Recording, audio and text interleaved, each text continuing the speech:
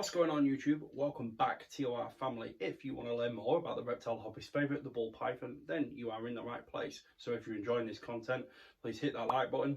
If you haven't done already, please consider subscribing to my channel and hit that notification bell to stay notified of any forthcoming content. If you have any questions or queries for me, then down in the comment section is where you need to be. Without further ado, guys, something a little bit different this week. I came across another channel on YouTube a couple of weeks ago, Northcoast Constrictors, a guy over there called Carl. And what struck me about this channel was his evident passion and delivery in his videos. It was really great to see. But not only that, he had openly said that he was new to the hobby. He's just going into his second season. He's only been doing it a year. And already, quite clearly, the guy has some knowledge on him, which I think we can all benefit from.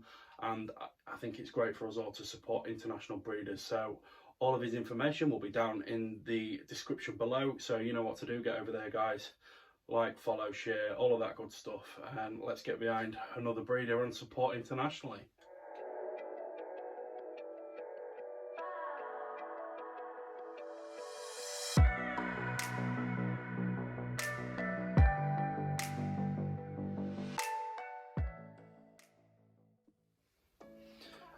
I had asked Carl at Northcoast Constrictors if he was interested in doing a collab, and to give him his dues, he was mad for it, straight on it, very enthusiastic, and sent me some footage almost immediately, just showing us a little bit about his collection, what projects he's running, and which direction he'd want to go in. And I did think that you guys will find that interesting, so we're going to share that with you today, guys. So kick back, relax, and I hope you enjoy the footage. How's it going, guys? It's Carl here from Northcoast Constrictors, and this is my son Max. A fellow breeder in the UK asked me to put together something that he could share with his subscribers on YouTube. A guy by the name of Joe Tully from Tully's Out Regis Royals in the UK. He came across one of my videos the other day on how to get ball pythons to go back on food. And funny enough, this was a guy that I was already subscribed to, and I'd been following his channel. And I'm very new to the ball python industry. I've only been doing it for a year, so it was pretty awesome that someone that established commented on one of my YouTube videos and said that he was quite impressed with the knowledge that I had in such a short space of time. This video is a video number one, just to introduce our channel and who we are. Northcoast Constrictors from Ballito, and that is in South Africa, on the east coast of South Africa. Maybe some of you would have heard of Durban in South Africa. As you can see, quite clearly ball python breeding, and it all started by buying this young man here a ball python as a pet for Christmas. Now, obviously, I had to learn how to look after the snake and keep it in the correct conditions, how to feed it, what to feed it. Obviously, the breeder that I bought it from gave me a bit of a crash course in how to keep ball pythons. Through that, I learned all about ball pythons. I started researching, studying them, and needless to say, it opened up a whole new world for me in the reptile industry. I am an ex-game ranger from many years ago. From Africa. The bush is my first love. Animals are in my blood, but I was never a big reptile person, although I was fond of reptiles. I'm more of an African big five kind of guy.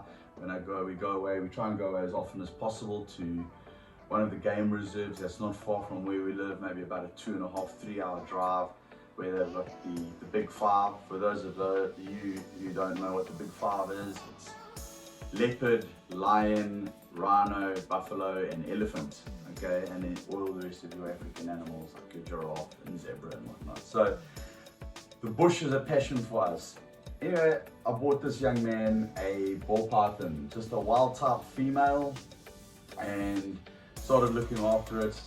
And after handling it a couple of times and feeding it and just seeing the absolute stunning nature of this animal, how gentle it was. I'm not saying all ball pythons are like this, because I've got some in my collection that are you know, want to bite me every single time I open up the tub. But this particular ball python was just such a pleasure to deal with, and it was so awesome as an entry-level snake.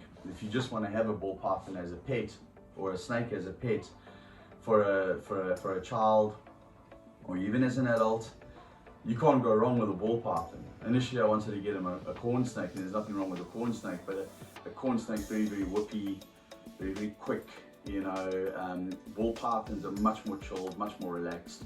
And we got this young girl from a hatchling, and I'll pull it out quickly. So she's just a wild type, and you must understand that when we got her, she probably weighed about 120 to 150 grams. She was about a month old when I got her for Max, my son Max, and she's now probably weighing about just over 1.2 kgs. I thought it would be a nice idea to, after a couple of months, I reckon in about February, March, I think it was, to maybe get a male and to maybe breed sometime in the future. So I started looking, and I started finding breeders, and fortunately I've got a couple of connections that I knew people in the snake industry, and I ended up hooking up with a few breeders, and a year later I have a whole room dedicated to ball python breeding. I have got retics as well, and I have got Doomerals boas as well. I've got a corn snake, a Ridley's Cape Billing rat snake. But you know, this video is about ball pythons and ball python breeding. Okay, so that's just a little introduction on who we are and what Northcoast Constrictors is about. I have got a firefly here, okay, a fire pastel, and just to show you how beautiful this boy is, he's actually sold. The owner's, he's in a total bore, but I mean, those blacks and yellows, you know, that contrast in color is what really stood out for me. So if you'd shown me this snake and then you'd put a sunset next to it or a monsoon next to it, I would have been like, hey, all day long, you know. So I had a lot to learn. So in the beginning, when I first got involved in ball pythons, I was buying out of the emotion that was sparked in me by looking at how visually appealing the snake was to me. It didn't necessarily mean that it was a valuable snake. Sure, it's a pretty snake, it's a beautiful snake. I just loved the pied gene as it stood on its own. So obviously I bought a couple of pieds, and then I started discovering what you can do with pied. So one of the projects that we are working on this year, and we're taking it even a step further next year, but what we are working on this year is the lightning pied. Okay, this boy just shed out. Max, please can I ask you to hold that stuff for me? Now this boy here is an Exantic VPR pied. Okay, so what Exantic does to pied is it makes it black and white and grey. So instead of the normal orange tan colors, with the orange and tan saddles on the white snake, you now go to Exantic, which is black and grey. All right. So this is one of the visual males that was held back, and this male is just under 500 grams, and in June hopefully he's over 500 grams, closer to 600, and he is going to pair up with his mom and his aunt, and as a backup male, if he doesn't lock, if he's not sexually mature enough or he's not up to size, as a backup male, his father will be going into the project. But obviously you've got better odds if you put a visual.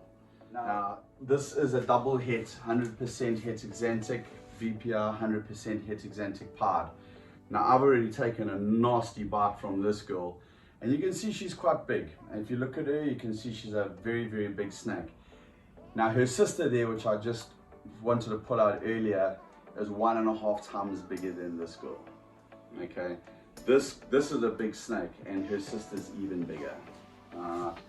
So that's the reason why I didn't want to pull her out now. She's going into the blue, and I don't want to get tagged by her. I've already been tagged by this girl, and I can tell you something now. It was not it was not a pleasant experience because it was a pretty serious fight. Now, for next season, we have got this boy here. Okay. Now, this boy here is a visual pastel pod 100% hit exantic VPR. Okay. So although he isn't a visual exantic, he's a visual pod, a visual pastel pod, but he's 100% hit exantic for VPR. Okay. Now, pastel is a codom gene, which means that only one parent needs a copy of the gene to pass on to the offspring. And as I said earlier in my video, we want to get pastel into the pod, exantic pod project, and that will keep the blacks blacker and the whites whiter. And we're going to do it with this boy here. Okay, so if obviously to breed next year to either those females there, or in 2 years time to breed him to or 2.5 years time to breed him to any of the offspring. We also have the exact same snake but in a female. So this is also a juvenile pastel pod 100% hit exantic VPR. So, and she's very nervous, and she will pair with that boy there when she's 2 years old, 2.5 years old, or over 1,500 grams. Both of them are pastel pod 100% hit exantic VPR, and will produce pastel exantic, visual pastel exantic pods. Hopefully, the odds are very, very good. Okay. So that is one project, and then obviously we are wanting to add Enchi into that, and we're wanting to add fire into that. Now, I have got a pastel fire, just a pastel fire. I'm pairing that female up. Let me pull her out here. She wasn't in a good mood yesterday. This is just a pastel fire, adult female. Okay, there's no other genes in her.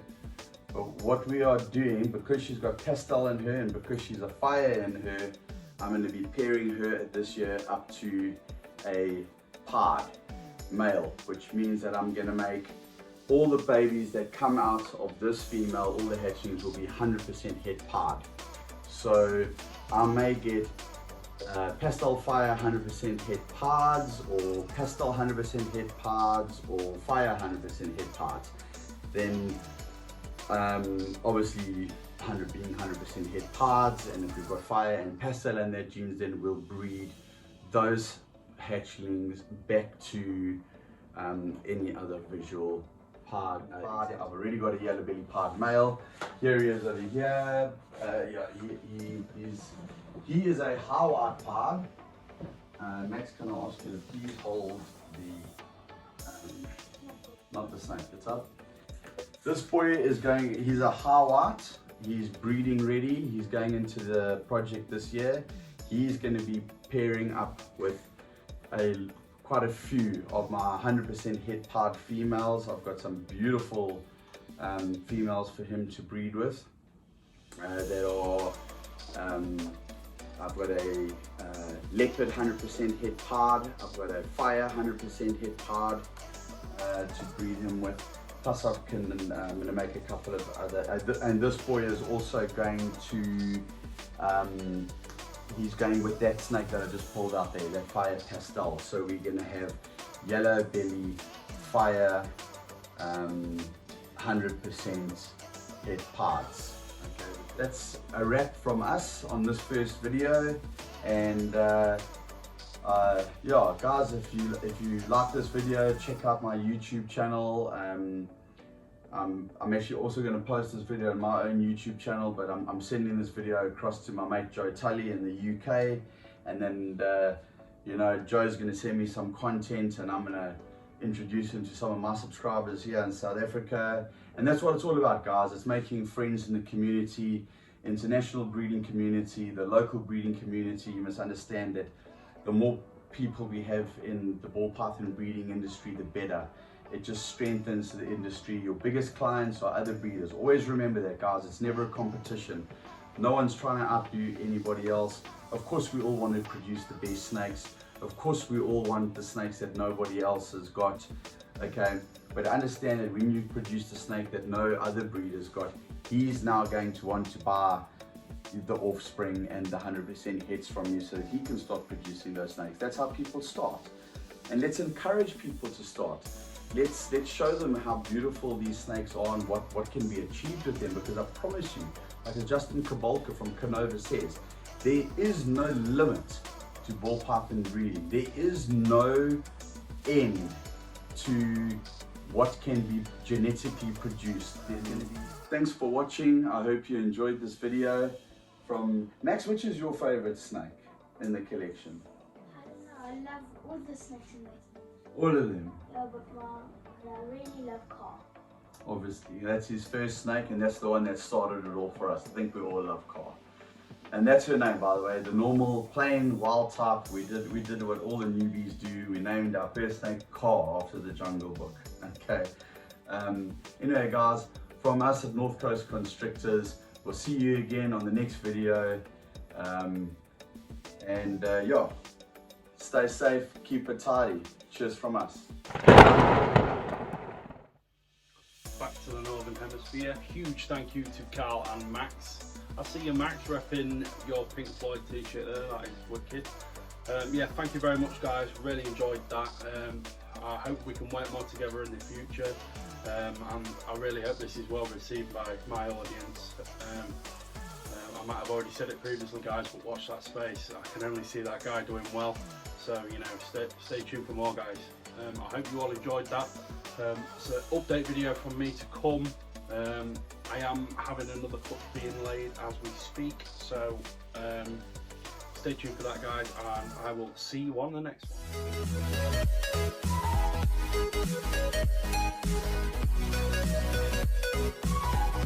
one.